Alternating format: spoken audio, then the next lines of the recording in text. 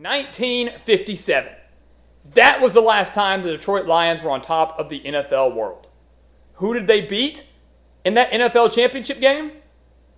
The San Francisco 49ers.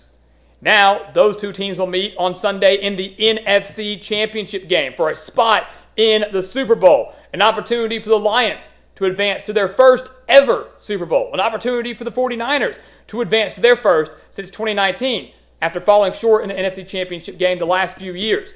This is going to be an epic game. This is going to be an historic game. And it's going to be one heck of a fun game in San Francisco on Sunday night for these two teams, a spot in the Super Bowl, and an opportunity to end their title droughts. So welcome back to the Gridiron Expert, guys. Ready to break down this NFC Championship game. As always, please continue to like, comment, subscribe, share our videos, and check out everything down in the description below, including those expert picks. It's never too early, never too late to sign up for those expert picks, guys. Some of the best spread picks in the entire country. And our website, thegridironexpert.com, offering exclusive content all year round because, guys, here at the Gridiron Expert, the football season never ends.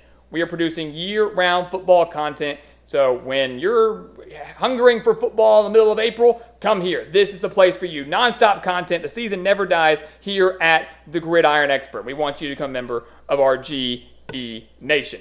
So let's dive into this game, guys. I am beyond excited for this game. It's an awesome, awesome game. I think a lot of the country is, falling in love with the Detroit Lions, falling in love with this underdog story, a team that just a little over, 16 years ago went winless, 0-16, and now finds themselves one win away from the Super Bowl. And we'll start with the Lions here on the offensive side of the ball. This is a team that maybe offensively was better than any of us thought they would be or expected back when the season began.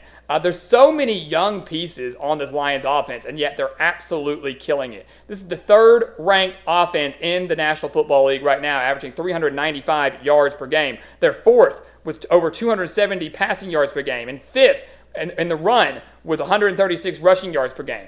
And again, it's just amazing the pieces that are putting up these type of numbers. Jared Goff, up and down career in LA with the Rams, despite leading them to Super Bowl 53. He's thrown for over 4,500 yards and 30 touchdowns, and in his last 6 games has 12 touchdowns and just 2 interceptions. He's also thrown for over 250 yards in all 6 of those games. He has delivered in the playoffs against the Rams and the Buccaneers and has an opportunity to do it one more time to get the Lions to the Super Bowl. Amon-Ra St. Brown, over 1,000 yards this year, over 1,500 reception yards this year, and 10 touchdowns. Sam Laporta at tight end, over 889 yards, 10 touchdowns this year. The run game, a 1-2 punch, a dual threat of David Montgomery, the bruising back, who's rushed for over 1,000 yards, seen a resurgence in his career. And then Jahmyr Gibbs, the rookie out of Alabama, over 900 reception yards, 10 touchdowns, a dangerous threat out in the backfield in the passing game, and one of the fastest players on the team. This is a dangerous Lions team, guys, and they're doing it with so many young pieces, either rookies or second-year players or guys like Montgomery and Goff that are trying to revive their careers and are doing so in Detroit. But the biggest thing for the Lions, we know they're explosive, we know they can deliver, they've got to show up on the offensive line. Up front against this dangerous San Francisco defensive line is a battle that I'm watching. The Lions have given up 5 sacks in their 2 playoff games. That's not very encouraging. They gave up well over 30 sacks in the regular season. But 5 sacks in 2 games, if they want to win this game, they've got to protect the quarterback. They've got to open up running lanes, and they're going to face arguably the toughest test they've seen, definitely in this playoffs, but one of the toughest tests they've seen all year long. The 49ers. This offense is operating like a well-oiled machine. What would you expect from Kyle Shanahan? The number 2 offense in the league, so just slightly better than the Lions, averaging 398.4 yards per game, so just a little over 3 yards better on average than the Lions. They're averaging over 269 passing yards per game with Brock Purdy, and they're third in the league with over 140 rushing yards per game with Christian McCaffrey. That's a great duo right there. Brock Purdy, I know, gets a lot of hate. I don't really understand why. He's a dang good quarterback. He's delivering when he needs to. We're 4,000 yards this year, 31 touchdowns. Christian McCaffrey, over 1,400 yards, 14 touchdowns. You've got George Kittle, one of the best tight ends in the league, at your disposal. Brandon Ayuk really coming into his role at wide receiver. But the question for the 49ers entering this game is Deebo Samuel. What will his status be on Sunday? Injured in that divisional round win over the Packers. He is like the X factor. He is a major part of this 49ers offense, more so than I think people realize. Because Deebo Samuel, guys, has over 892 reception yards and 7 touchdowns on the year. Also has 225 rushing yards. He's a do-it-all player. He can do it in the pass-catching game. He can do it on runs, on jet sweeps, on handoffs. He's a do-it-all player. He missed some time earlier in the year, actually missed 3 regular season games. And in those 3 regular season games that he missed, the 49ers lost all 3 consecutively. 3 games in a row the 49ers lost without Deebo Samuel. They only mustered 17 points in each of those 3 games. Those losses coming to the Browns, the Vikings, and the Bengals. That's a concern. Not only losing without Deebo Samuel, but the offense struggling to get anything going in those games and then losing all 3 in a row. That's a concern. If Deebo Samuel is not ready to go in this game, if he cannot play against the Lions, it takes a major blow to this 49ers offense. Even if he does play, but is not at 100% and isn't at full strength and is limited, it takes a major blow to this 49ers offense. And that's a very big concern if you're San Francisco. It's crazy to think that one player at wide receiver could play that big of a role when especially you have other weapons around you. But that's the case, and we've seen it happen already this year. Take a look at the Lions defensively. Both these defenses are doing a really good job. I'll give them that. I want to start up front with Detroit. Aiden Hutchinson, unbelievable up front. They are strong on the defensive line. He's a Michigan guy, born and raised, and he is delivering for his state. He's delivering for his city. They're second in the league against the run, only allowing 88.8 rushing yards per game. So this is an opportunity for the Lions to bottle up Christian McCaffrey, to bottle up Deebo Samuel if he plays and tries to get incorporated in the run game, and say, Brock Purdy, we hear what everybody's saying about you, and we believe it. Like, Detroit's going to be like, we don't think you can deliver. We don't think you can push the ball down the field. Don't do these little dink and dunk passes that only go on a couple of yards past the line of scrimmage. We dare you to throw on us. Throw deep on us. And Brock Purdy might say, okay, because here's the thing. The Lions secondary is not all that good. They're giving up 268 passing yards per game. That's 29th in the NFL. Remember, there's only 32 teams. They allowed 357 passing yards to the Rams. They allowed 319 passing yards to the Bucs. Those 2 playoff games the Lions have won.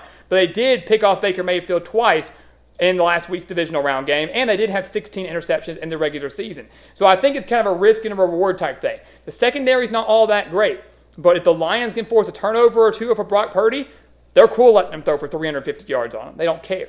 Throw all you want, but if we can get a turnover or 2 and then convert off of those turnovers, we'll be okay with you racking up a bunch of yards, and that's what they've got to do. Detroit needs to find a way to contain Christian McCaffrey, force Brock Purdy to win the game through the air. If Aiden Hutchinson, that defensive line, can get some pressure on him like they did against Baker Mayfield last week, that would be phenomenal. But force Brock Purdy to win the game and force him to push the ball down the field. Take away the short routes. Take away the underneath routes. Say, Brock Purdy, if you want to beat us, you've got to go vertical. And we've seen him struggle with that from time to time this season.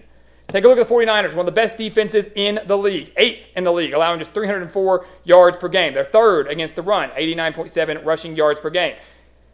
This is a team that last week in the divisional round didn't impress me defensively.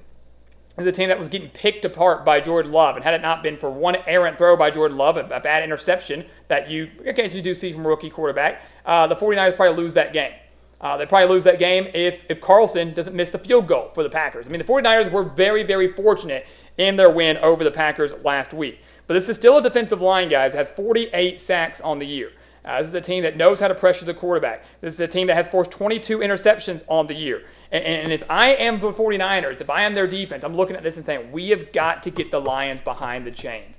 I don't really have faith in Detroit converting consistently on 3rd and 7 or longer. That's not where they need to be. If they want to convert, they need to be in some pretty short yardage 3rd down conversions, and I'm not sure if they're going to be able to do that. So if I'm San Francisco, I'm trying to pressure Jared Goff. I'm trying to get the Lions behind the chains. And honestly, more than anything, I'm trying to stand tall in the red zone. If you go back and watch the divisional round game last week in Detroit, the Lions had a lot of opportunities deep in the red zone and struggled. Were held to a field goal at one point deep inside the 10-yard line. At one point, got stuffed a handful of times inside the 5. Did score on 4th and goal, but it took a long time to get there with some questionable play calling. Instead of running, they threw it more often. I don't know what that was about. But bottom line is, if you're Detroit, you've got to convert in the red zone, preferably with 6 rather than 3. If you're San Francisco and Detroit gets in the red zone, stand tall, get firm, hold them to 3, or if Dan Campbell, he's a risky guy, decides to go for it, stop him. Get them, shut them down. So that's what you've got to do if you're the 49ers. Bulk up in the red zone. The Lions struggled in the red zone last week against the Bucs. If they do that again, they're not going to win this game. And that's what you got to do if you're San Francisco. So what's going to happen, guys? This is going to be a really tough game. Both conference championships on Sunday have a chance to be instant classics, have a chance to be very close, very fun to watch. this one is so tough for me too. I know the NFL script, right? They say that it's going to be the Ravens and the 49ers. If you believe in that type of thing, if you believe in the Super Bowl logo and the colors, it's going to be Ravens and Niners, the 2-1 seeds, going at it. A Super Bowl rematch nearly 10 years later from Super Bowl, 47, right? But I don't think we're going to see a rematch. I think the Detroit Lions will advance to their first ever Super Bowl. I was not impressed with San Francisco last week against the Packers. I think they were very fortunate to come away with that win.